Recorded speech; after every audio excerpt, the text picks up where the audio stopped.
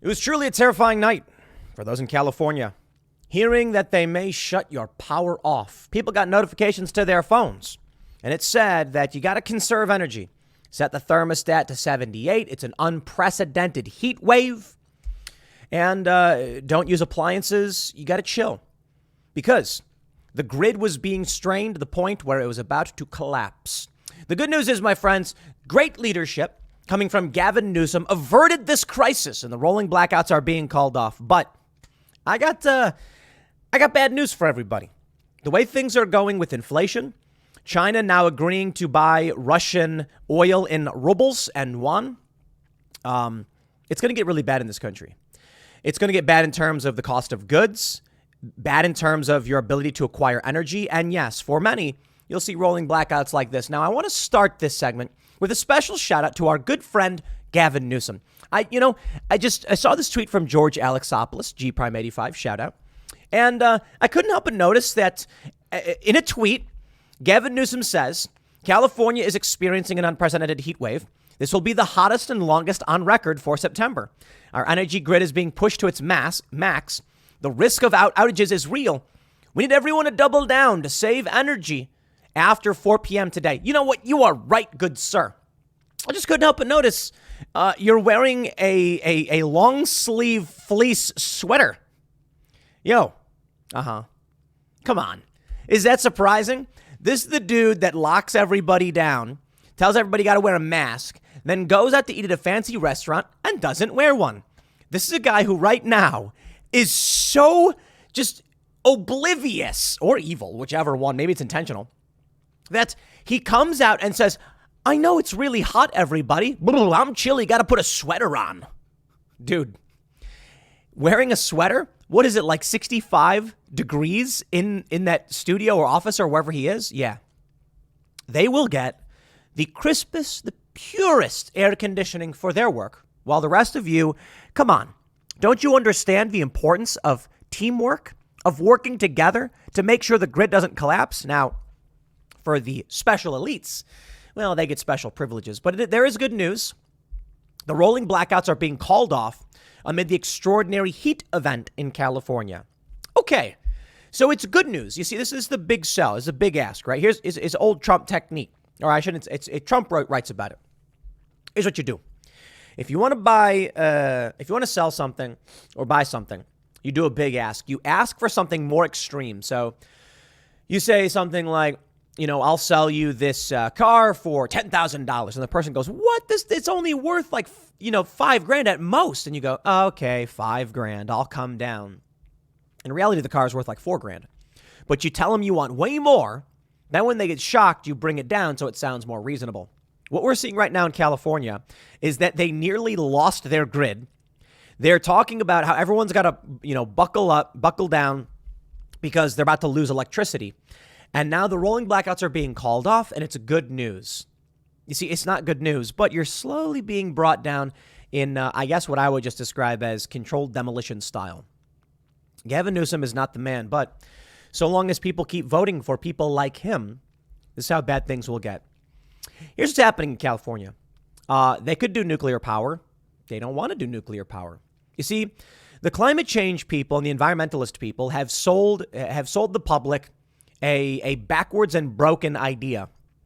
They basically said climate change is a problem, so we got to reduce carbon emissions. Now, I'm not saying climate change is not a problem. I'm not talking about whether you are concerned about it or not. I'm saying the Democrats come out and say climate change is a problem. We have to reduce carbon emissions. At the same time, one of the big solutions there would be nuclear power. They also come out and say nuclear power is dangerous. We can't have nuclear power. Okay, but nuclear power is green. It is. There's no carbon emissions. Sorry. Can't do that one either. So what happens? The grid falters. I have to wonder, when you look at something like that, when there is a clear solution here, thorium salt reactors, for instance, what are we on, the 4th generation of nuclear reactors? So the nuclear waste is not that big of a concern. It's recycled these days. Europe seems to be doing pretty well. It seems the real issue is they don't like people. When you have free and cheap energy, I don't mean free, but I mean like when energy is abundant, and I'm talking about electricity for the most part, but also, converting fuels into energy. When you have high energy. People convert it into more people, right? We use energy for farming. We eat the food. We have more kids. That's how things work. By suspending, freezing, or shutting down energy, what ends up happening is you get less people. You know, I'm not saying that's definitively why it's happening. It could be just general mismanagement or ignorance. But when you combine this with people desperately trying to abort their kids, sterilize their kids, and I'm just kind of like, maybe there's a depopulation agenda. No, I don't know for sure. I'm just saying it's within the realm of possibility, simply because we know Bill Gates has outright said there's too many people, right?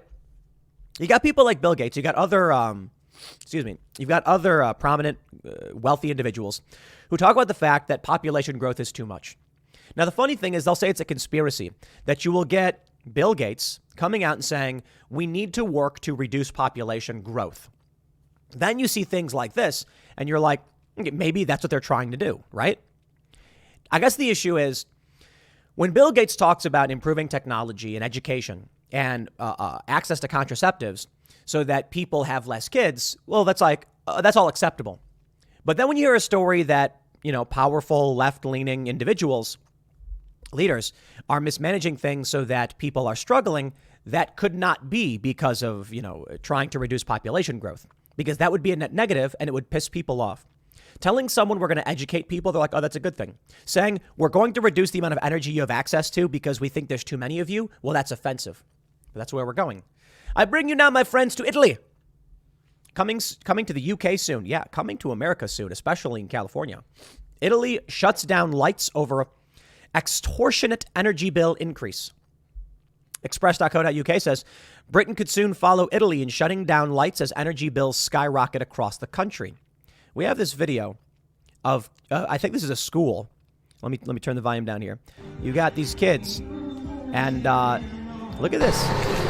Look at this, a cafe where they have candles. There's some lights, but candlelight it is. We're going back to the dark days, my friends. They say Italy's lights went out in restaurants and bars to save money on energy bills as the EU country grapples with soaring prices as part of efforts to highlight the dramatic situation they face. Italian bars and restaurants have been putting their energy bills on display. The industry hospitality is resorting to candles to reduce its energy consumption. The Italian Association of Retail and Catering Businesses, Confcommercio, launched the nationwide Bolette in Vetrina initiative meant to raise awareness among customers of the skyrocketing energy prices they face. This initiative aims to make transparent what is happening today to those who manage a bar or restaurant, also in an attempt to explain to customers why they are paying a little more for coffee, with the risk of further increases in the coming months. He added, with increases in energy costs of 300%, we are working with a gun to our heads. The hike in energy prices comes as Italy is set to more than double energy imports to nearly 100 billion this year. And don't think it won't happen here, my friends. China agrees to pay for Russian gas in rubles and yuan. Gazprom. Russia is pushing to reduce reliance on the U.S. dollar and boost economic ties with China and amid Western sanctions. Oh, yeah. Okay, let me explain to you how it works. If a foreign country wants to buy oil, they got to buy dollars first. It's called the petrodollar. Typically, China would buy U.S. dollars to then buy oil on the international market. It's kind of like the United States is holding everybody hostage. You got to buy our dollars if you want oil. Now, here's the best part. For us, we just make dollars. We don't have to worry about it. For everybody else, they have to buy the dollars from us. We control that supply.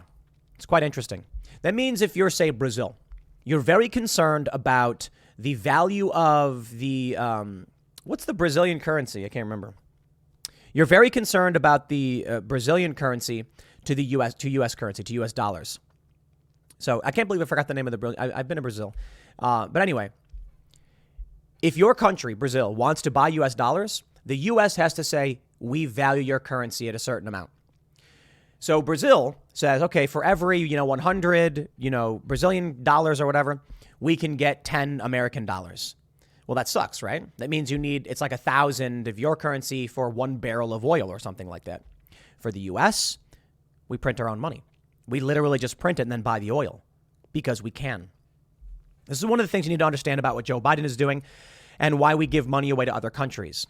The idea is Joe Biden wants other countries to produce oil and gas because we can just buy it for them. We get it for free, basically, because we can print our own money, within reason. So we can save our reserves, make them do it, make them get all the gas. The other thing is the reason we give money to other countries is because it makes them want to use the dollar to reinforce the petrodollar. China's getting off of it. This means a major economy, the second biggest economy, will no longer be purchasing our dollars. This means it's going to get worse. There's a lot of reasons why it's going to get worse, my friends. But they're not going to be buying our dollars for gas. They're going to be trading with Russia directly. Russia's going to be selling gas to China, who then ships it all the way around the world to Europe. And then Europe buys it at exorbitant prices, all because we wanted to wag the finger and we're mad at Russia. Now, I know Russia invaded Ukraine, of course. NATO wanted Ukraine. Russia moved in. And so, I'll tell you, I get the reasoning behind it, but it's like cutting off your nose to spite your face. The U.S. is like, well, we're mad at Russia, and NATO's like, we're mad at Russia, so we're going to greatly advantage them and weaken ourselves internationally. Laughable and insane. But hey, that's Joe Biden for you. That's Joe Biden for you. Now, while we're seeing a crisis of energy, we also have one of the best, the funniest things I've ever seen. Look at this from Axios. Most workers say they're quiet quitting. Oh, quiet quitting. What does that mean? At least half of American workers say they're quiet quitting, performing only the tasks they're required to, giving up on going above and beyond, according to a new Gallup survey. Why it matters. The pandemic made nearly all work harder to perform, and that extra labor has taken a toll on employees, especially younger workers. They're responding by putting more and more distance between themselves and their jobs, or looking for new jobs. Okay.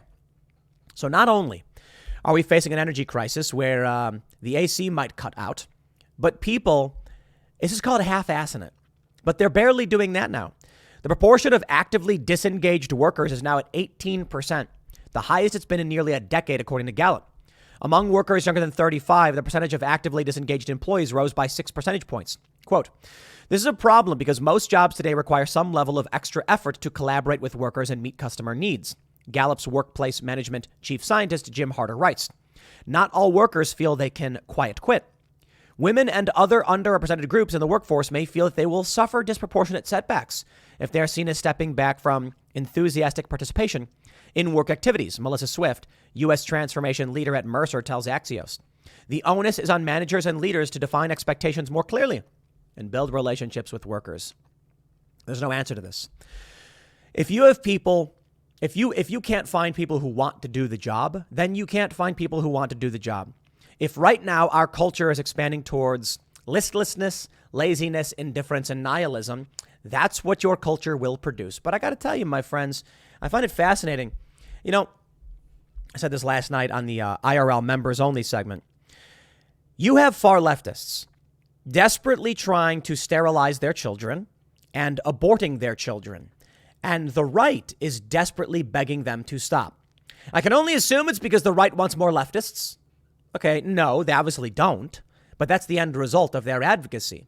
So it's an interesting moral predicament that I think many people would prefer not to be expressed publicly, but that's the reality. The reality is you have people who don't want to work, clearly.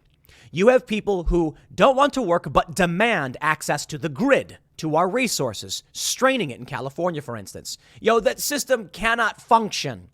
People have to contribute. You can't just extract without anybody providing resources and think your system will flourish. No, we're on the verge of something truly dark.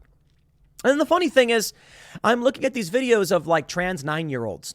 And there's a video that went viral where they're like, we've put this kid on puberty blockers, which can sterilize the kid. I believe it does. It can chemically castrate children. And pretty sure they're sterilizing many of these kids. They're giving many of these younger kids surgeries. It's causing osteoporosis and other issues. Fine. The parents have decided that's for their kids, if that's what they think is important. But those kids won't reproduce. They're also demanding a right to abort their kids and not have any. So the end result is leftists having substantially less kids, and if they do, making sure those kids can't reproduce. The right doesn't like this. They think they're manipulating and mutilating these kids, and they think abortion is murder. So they're desperately begging the left to stop. It's actually really sad. But the end result is going to be in 20 years, much, much less leftists. Is the right actively trying to argue in favor of more leftists? Now, the left, they're going for your kids at schools, of course. And that's why school choice is so important. And the end result of the homeschooling movement and microschooling movement is that the left ideology is going to fizzle out and the future will be more conservative. I have to wonder, though, I said, what would happen if all of the people on the right came out and started clapping for the trans kids, clapping for the left, for abortion? And what if every conservative came out and said, we really appreciate what you're doing for society by, sterilizing your children and aborting your unborn kids, because it means the future will be more conservative. Thank you so much for your sacrifice. Imagine if they said something like that. How would the left respond? It's fascinating. When I tweeted this, I had leftists saying, like, you don't have any kids, Tim, and I have a bunch of kids and I'm a liberal. And I'm like, dude, listen, I know I don't have kids. I am not saying that I'm having kids and you're not. I'm saying there is a trend, a tendency among the left to abort or sterilize their kids that does not exist among the right. The right already has more kids. It doesn't matter what any one individual does or doesn't do. It matters there's a trend. So yes, there are liberals with kids, many of them. Not every single liberal is sterilizing their kids. But you really got to wonder about where this brings us. Because I'll tell you, it does not tend to be conservatives that are listlessly lazing about. It does not tend to be conservatives that are in areas where they're running out of electricity. It is blue areas where they've shut down fossil fuels, where they refuse to set up nuclear power, where they think that solar power will carry them through the nights. Solar power will not. Batteries will. But we're not going to build massive acres of massive batteries to keep the grid going overnight. You need something that can work at night. Now, wind can. But what happens when there's no wind? Big batteries ain't going to cut it. And man, producing these batteries, it's a crazy environmental detriment. Yeah. So in the end, what you see coming from the left in terms of their advocacy, in terms of what Bill Gates talks about he wants, I'm just like, dude, they want less people. And they are doing everything that will lead in that direction. So am I saying there is a conspiracy among powerful global elites to depopulate the world? No. What I'm saying is, I'm not surprised one could infer such a thing based on the fact that Bill Gates does want to slow population growth. And then you see things like this. You can't just come out and say you want to sterilize kids, okay? I think it's funny that Bob Barker would go on The Price is Right and be like, spay and neuter your pets because there's too many of them. Yet at the same time, these humans think they're exempt from the same natural pressures as any other species. Population growth causes problems. Now, people on the right would argue we're not overpopulated. I've talked with Michael Malice about this. He says, we're not overpopulated. And then I argue, but there's population density problems in cities. And I think his position was that he agrees in that regard.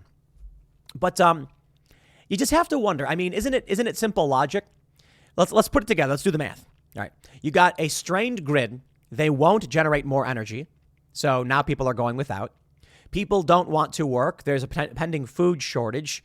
Italy's using candles. People aren't working. All of these things lead towards a massive economic collapse, which will result in death, starvation. You look at people like Gavin Newsom wearing his sweater in a record heat wave. Certainly, he is crisp and cool. The powerful elites are defending themselves. You look at them, people like Bill Gates, who has a TED Talk talking about reducing population growth because we're overpopulated. All of these things, and you're looking at a pattern.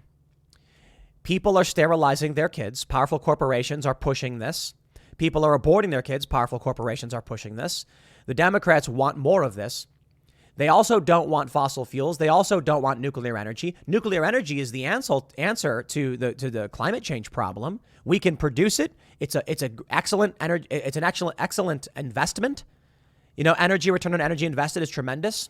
The amount of energy you get from nuclear power, but they won't do that either. Well, that conflicts with the climate change thing. Certainly doesn't make sense. Barack Obama's got waterfront property that will be flooded if the trends in climate change continue. And how is this making sense? So what happens is you have a pattern. All of the actions that are being taken will result in less people. And we're seeing it consistently. Tons of things are happening where Now we're below replacement levels. Conservatives are even below replacement levels, though they're much higher in terms of reproduction than liberals. All of those things together, with leadership from people who think we're overpopulated and there's a climate change problem, and they will tell you it's a conspiracy theory to believe that the powerful elites, Democrats, want to reduce population. Yeah, okay. It's a conspiracy theory at this point if you don't think that's what they're doing. But I'm going to say this. All that matters is not what you know they're trying to do. What matters is what they're doing and the outcome it will have. I don't care about intent. If someone comes out and says, sterilize your kids, I'm like, okay, this group of people will have less kids. It doesn't matter if it's intentional or not. That will be the result. Who cares what people want to do? If they come out and say, we're not going to have any more fossil fuel plants, okay, then the result will be your grid collapsing, lack of food, and less people, more suffering.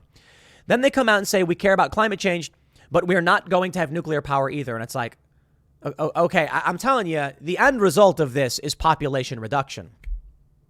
Go ahead and believe whatever you want to believe. I don't care about what the intent is. The end result of all of this is going to be substantially less people. I'm not convinced that less people is a bad thing. Elon Musk says it is. I think we have a problem. Elon Musk says we need more people to produce more to sustain civilization. Interesting point. He's not wrong, but the problem is there's too many people who don't do anything. Now, we've heard some people associated with like the World Economic Forum refer to them as useless eaters. I'm not sure where that phrase comes from. Some people have accused some guy of saying it, but I will tell you this. Y'all need to realize, and I'm sure many of you do, there are many people who do nothing, who contribute nothing, who eat and pollute and cause problems. That's a reality. That is not a cause for harming anybody or reducing population, but it's a fact. Many people do nothing and don't contribute. That's a reality. So how do we deal with that? Elon Musk is right. We need more people, but we need more people who do things that advance us in certain ways. We don't need people who lay about there, who are quiet quitting and don't do any work, but demand to be fed. That's a problem.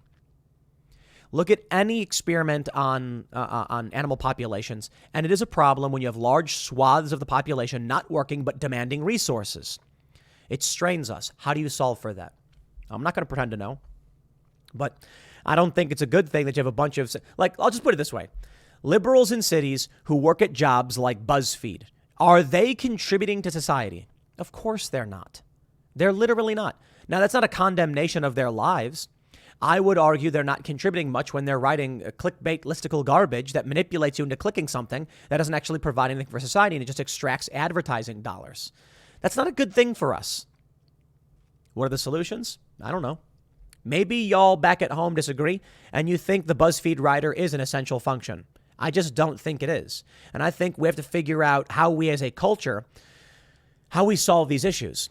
Personally, I don't think mutilating children and depopulating is the answer. I think the answer is education and decentralization, of which I'm more tolerant of people working at places like BuzzFeed to write those listicles because decentralization, I think, is a good thing.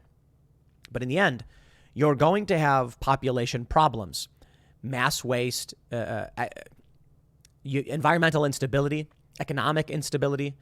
So, look, there are some people who are, more evil, I guess, who think the solution is shut it all down. Let them suffer. And then Gavin Newsom says we're in a record heat wave and wears a sweater. You get it, right? They're going to protect themselves right before the hard fall, which I think is coming. I'll leave it there. Next segment's coming up at 1 p.m. on this channel. Thanks for hanging out, and I'll see you all then.